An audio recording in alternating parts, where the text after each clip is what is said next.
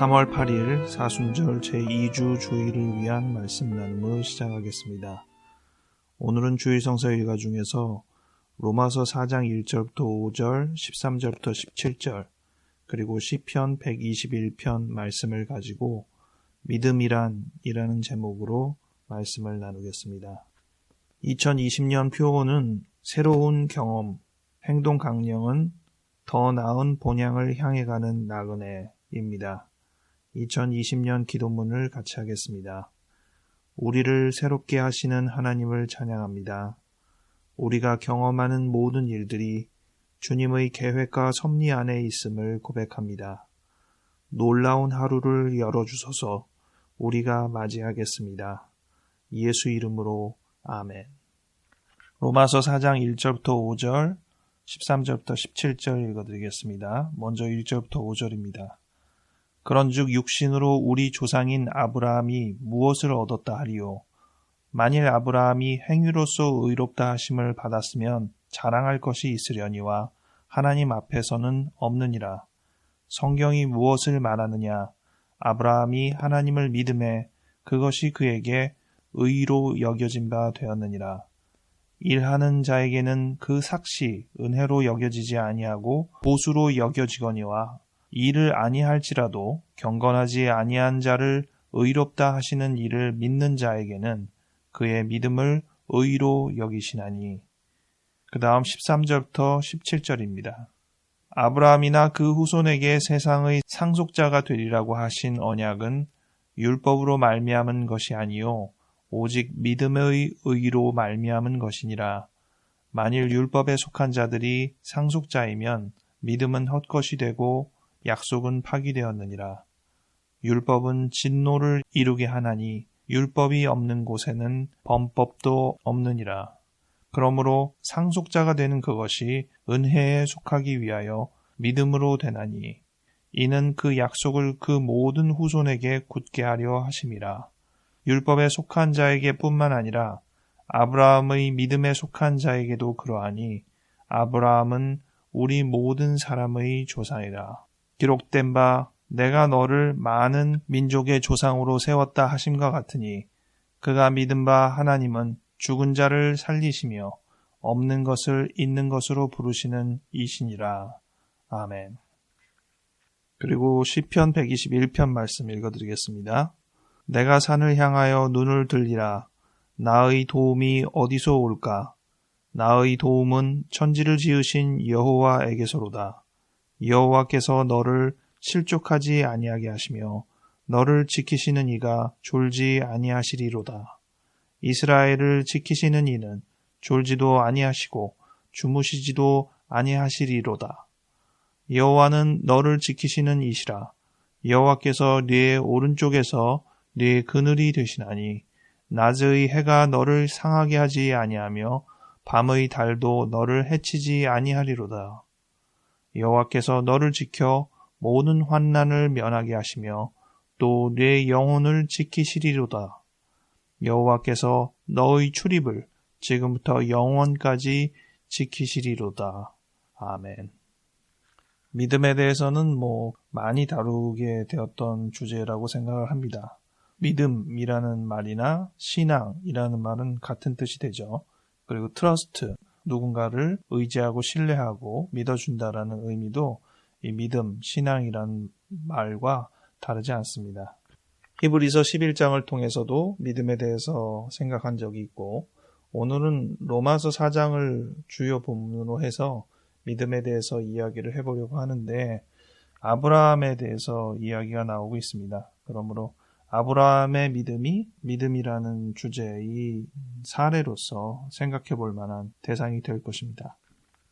말씀을 묵상하면서 믿음의 두 가지 요소를 생각하게 되었습니다. 첫 번째로 믿음은 우리의 공로 없이 의로움을 얻게 하는 길이다라는 생각을 했습니다.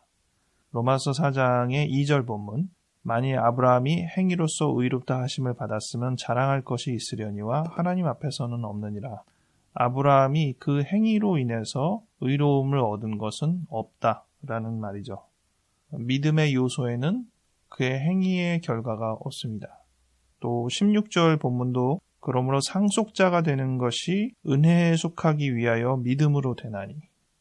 상속자라는 포지션을 성취하게 되는 것이 은혜에 속하기 위하여 믿음으로 된다라고 했습니다.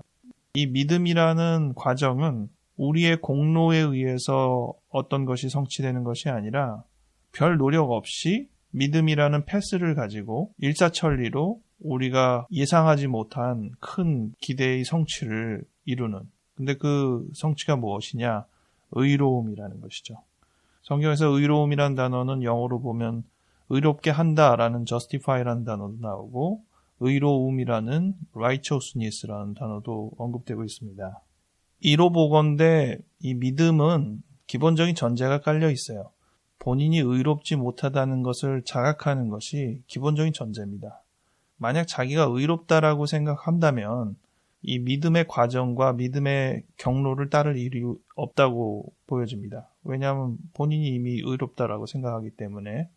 그러나 최소 자신이 의롭지 않다라는 것을 자각하고 아는 영혼이라면 그의 부족한 자격에도 불구하고 의로움을 성취할 수 있을까에 대한 고민을 하게 될 수 있을 것입니다. 의롭다라는 단어가 현실에 다가오지 않는 어떤 특성이 있어서 우리에게 과연 의로움이라는 것은 무엇일까라는 생각을 해보게 되었습니다.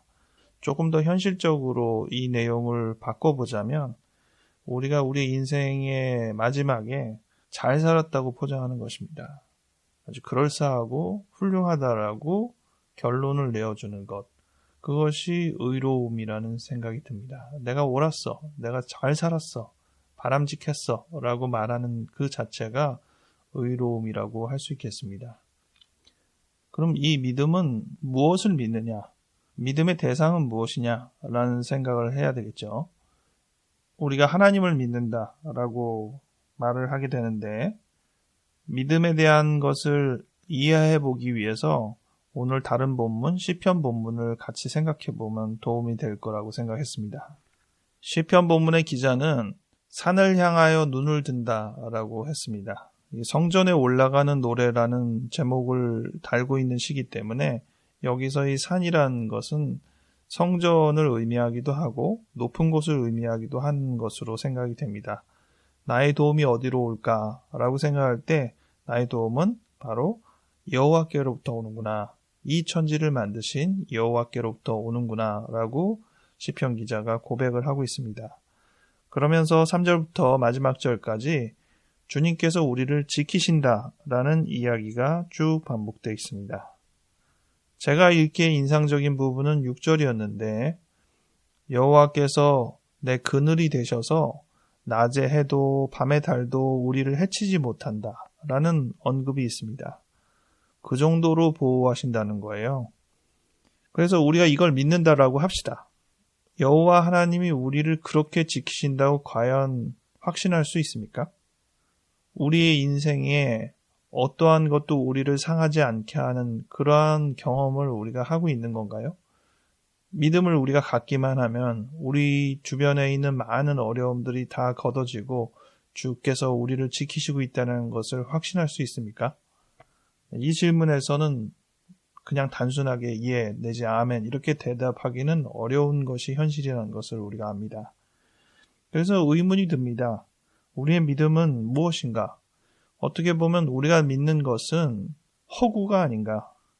거짓되고 헛된 것을 믿으면서 그것에 안주하는 일종의 판타지, 환상이 아닌가? 진실을 직시하지 않고 오히려 긍정적인 포장으로 자기를 위로하는 심리적인 방어기제에 해당되는 것이 아닌가? 이런 생각을 해보게 됩니다.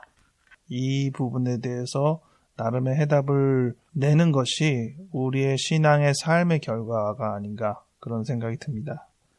그래서 첫 번째 믿음은 우리의 공로 없이 의로움을 얻게 하는 길이라는 점을 1차적으로 하고 두 번째 요소로 일단 좀 넘어가서 생각을 해보려고 합니다. 두 번째는 믿음은 행위와는 상관이 없는가에 대한 질문입니다. 믿기만 하면 되는가 이 말이죠. 아브라함이 믿음으로 의롭다 하심을 얻었다고 했는데 그에게는 행위는 없는 것인가? 여기에서는 결단코 아니다 라고 대답할 수 있습니다.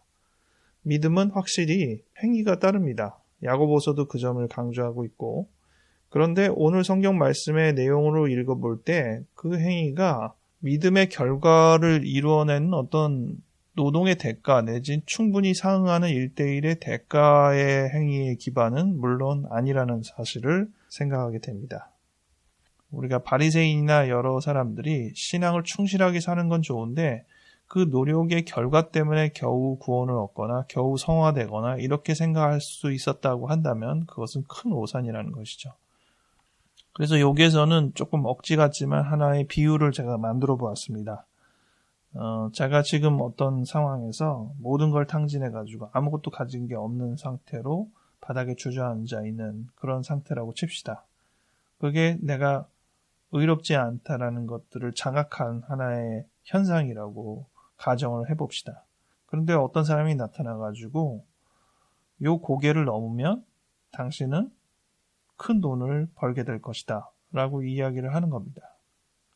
내 입장에서 보자면 둘 중에 하나를 해야죠. 그 말을 믿고 거기에 가거나 그 말을 무시하고 그 자리에 주저앉든 다른 길을 가든 그렇게 할 수 있겠습니다. 그런데 정말로 고개를 넘었더니 큰 돈을 벌게 됐습니다. 그러면 그 큰 돈을 번 것이 내가 고개를 넘은 그 노력의 대가, 5시간 일한 것에 대한 급여라든지 그러한 정도의 대가입니까? 그렇지는 않죠. 근데 믿음은 행위가 따릅니다. 그 믿음을 가지고 그 자리에 주저앉아 있거나 또 다른 자리로 가거나 이런다면 믿는 사람의 태도가 아니죠. 그래서 우리의 믿음은 반드시 우리의 믿음에 대한 반응을 수반하게 됩니다. 우리가 믿은 그것에 따라서 우리가 행동을 하게 되어 있고 그 행동의 단순 결과에 의해서가 아니라 은혜로서 더 큰 의로움을 우리가 얻게 되는 것입니다. 오늘 아브라함 이야기가 나왔는데 사실 아브라함이 그 믿음을 통해서 나타난 반응은 그렇게 단순하거나 간단하지도 않았습니다. 그는 아버지를 따라서 고향 갈대아인의 우르라는 지역에서 벗어나서 가나안을 향해 가고 있다가 아버지가 하란이라는 곳에 그냥 터전을 잡고 머물고 결국 그 하란이라는 곳에서 죽죠. 근데 아브라함에게 하나님께서 다시 나타나셔서 내가 명한 땅으로 가라라고 말씀을 하셨고 그것을 믿음으로 현재 머물고 있는 하란이라는 지역을 떠나서 하나님이 약속하신 가나안이라는 땅으로 진행을 하게 된 것입니다. 그렇기 때문에 아브라함의 이 믿음의 반응은 그렇게 또 간단한 것만도 아니었습니다. 아브라함의 믿음의 반응을 생각해 볼 때는 한 3가지 요소를 갖고 있다고 생각합니다. 첫 번째는 익숙한 터전을 벗어나는 것입니다. 우리의 믿음은 그 믿음의 내용에 따라서 부득불 우리가 안주하고 있는 어떤 현실을 벗어나는 결정을 해야 될 수 있습니다. 그렇다면 우리의 믿음의 반응은 그것을 따라야 합니다. 또 두 번째, 우리의 믿음은 새로운 방향을 설정할 수 있습니다. 주님께서 말씀하신 방향으로 우리의 인생의 좌표가 바뀔 수 있습니다. 아브라함의 경우에는 가나안이라는 새로운 지역으로 이동하게 되었습니다. 우리도 우리의 인생에서 내가 갈 길은 저기인데 라고 생각했던 그 방향이 전환이 되어 주님께서 말씀하신 방향으로 우리 인생의 좌표가 바뀔 수 있습니다. 셋째는 당연히 좌표가 바뀌고 자기의 익숙한 터전을 벗어나기 때문에 미지의 상황과 경험에 기꺼이 우리가 참여하게 되는 일이 생깁니다. 그것을 두려움으로 그저 회피하는 것이 아니라 기꺼이 우리가 받아들이는 것이 우리 믿음에 따라서 나타나는 반응의 내용입니다. 이 3 요소가 어떤 믿음이든 간에 개개인의 차이에서 그 믿음의 내용은 좀 다르겠지만 비슷하게 나타날 수 있는 공통된 특성이라 하겠습니다. 여러분들에게는 어떠한 믿음의 방향이 주어져 있습니까? 이 믿음의 방향은 매우 개별적인 부분이 있을 것입니다. 누구에게도 그 부분이 동일하지 않은 나만의 것으로 방향성이 쥐어지는 사람도 있을 것입니다. 어떤 이들은 아브라함처럼 특정한 어떤 지역의 이동을 그의 신앙의 고백으로 인정하게 될 수도 있고요. 장래에 어떤 일을 해야 된다든지 이러한 부분에 있어서도 독특하게 하나님이 주신 어떤 음성과 울림을 경험하실 수도 있을 것입니다. 그러한 개별적인 하나님의 지시를 우리가 민감하게 잘 반응해야 할 필요가 있죠. 이것이 정말 하나님께서 주시는 음성인가, 아니면 내가 혼자서 그저 생각하는 판단인가, 이런 생각을 하게 되겠죠. 그런 판단에서 우리가 준거 기준이 되는 가장 중요한 것은 정의와 사랑이라고 생각합니다. 하나님께서 익히 우리 이 말씀을 통해서 우리에게 어떠한 삶을 살아야 한다라고 말씀하셨던 그 부분에 부응하는 방향인가에 관심을 두고 비교하면서 맞춰가는 것이 우리가 해야 될 노력이라 생각합니다. 그리고 마지막, 주님이 말씀하신 방향이 맞다면 오늘 시편 121편에서 말씀한 대로 주님이 지켜주실 것이라고 확신하는 것입니다. 이것은 일반적인 것과는 좀 다른 것이긴 합니다. 아까 우리가 이 121편의 이 지키심에 관해서 의문을 갖긴 했는데 비슷한 의문은 쉽게 해결되지 않습니다. 어떤 이들은 신앙 때문에 고난에 빠지고 신앙 때문에 억울한 죽음을 당하기도 합니다. 그렇다면 그것이 과연 하나님이 지키신 일인가? 매우 혼란에 빠지고 의문을 갖게 됩니다. 다른 이들이 신앙에 대해서 비판할 수도 있는 그런 선례를 남기기도 합니다. 그럼에도 불구하고 이 길이 옳은 길이라면, 그리고 그것이 다른 모든 사람들한테 매우 부정적인 결과를 초래한다고 해도 믿음에 서 있는 사람은 그 부분을 가며 주님이 지켜주신다라고 느낄 것입니다. 이 모순을 어떻게 말해야 할지는 아직도 잘 모르겠습니다. 어떤 이들은 잘못된 허구적인 생각에 빠져서 신앙이 길이 아닌데도 하나님께서 가르쳐 주신 길이라고 하면서 자기의 어떤 세계에 빠져서 망상적인 길을 갈 수도 있습니다. 누구도 돌이킬 수 없습니다. 왜냐하면 하나님이 시키신 길이라고 말을 하니까. 논리도 어긋나고요. 외형적인 것들이랑 안 맞아도 믿음에 의해서 확신을 갖게 되면 진짜 누구도 말릴 수가 없는 거잖아요.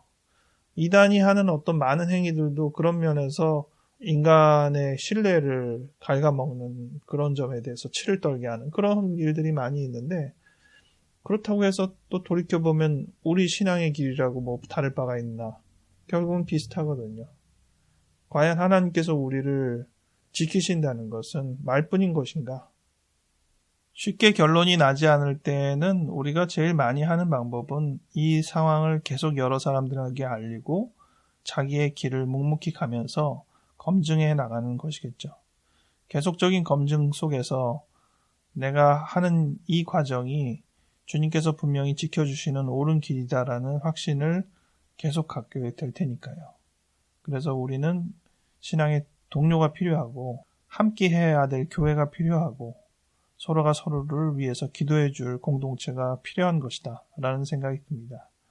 그것이 반드시 어떤 지역교회라는 특성으로 모이는 것만이 아니라 우리가 서로가 서로에게 연결되어 있는 네트워킹으로서의 공동체로서의 기능을 하며 서로를 위해서 기도해주고 자신의 상황들을 아뢰고 또 제대로 가고 있는지를 서로가 서로에게 검증해주는 그런 과정이 필요하다는 생각이 듭니다. 이를 위해서 교회가 지금 제 역할을 하고 있나? 라는 질문을 또 우리 스스로에게 해보면 좋겠습니다. 우리는 한 사람 한 사람의 신앙의 여정을 위해서 기도해주고 있나? 그에게 고유한 하나님이 요구하시는 삶의 방향성은 무엇인가? 그가 인정하는 자기의 신앙의 방향성에 대해서 옆에서 또 검토해주고 같이 지지해주고 있나? 이런 여러 생각을 해봅니다. 바라기는 이런 부분들이 잘 이루어져서 우리의 신앙의 여정이 외롭지 않기를 바랍니다. 기도하겠습니다. 하나님, 오늘 믿음에 대해서 생각을 해보았습니다. 믿음은 우리의 공로가 없음에도 불구하고 우리가 의로움을 성취하게 되는 놀라운 길임을 생각하게 됩니다. 그렇다고 해서 우리가 그저 믿기만 하는 아무런 반응 없고 행위 없는 그러한 삶이 아니라 우리의 믿음은 믿음에 상응하는 우리의 반응이 있을 수밖에 없음을 생각하게 됩니다. 생각보다 그 반응은 간단하지 않고 우리의 삶의 상당한 부분을 희생할 수밖에 없는 그러한 삶일지도 모른다는 생각을 해봅니다. 하나님 도와주시옵소서. 우리가 안주하였던 기반을 벗어나 하나님을 향한 방향을 향해 나아갈 때 우리가 예상치 못하는 그런 경험들에 놓인다고 해도 기꺼이 주님 바라보며 나아갈 수 있도록 도와주시옵소서. 그 길에서 우리가 여러 환난을 당할 때 주님께서 우리를 끝까지 지키신다라는 마음의 확신을 가질 수 있도록 도와주시옵소서. 주님께서 우리를 지키신다는 것이 허울 좋은 환상이 아니라 우리에게 진정한 사실임을 깨닫게 하여 주시옵소서. 감사드리오며 예수 이름으로 아멘.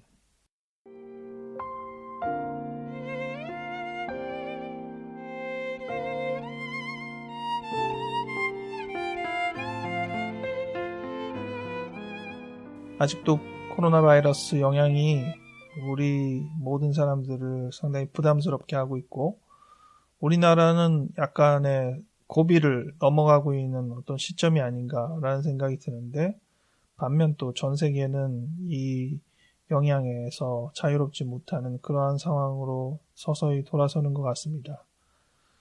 우리나라가 전 세계에 귀감이 되는 아주 좋은 전례를 만든 것으로 생각합니다. 앞으로 이 상황이 닥치는 많은 국가에서 우리나라가 대처하고 우리나라가 의료적으로 했던 것들이 모본이 되고 그것을 다 뒤따르게 될 가능성이 굉장히 높습니다.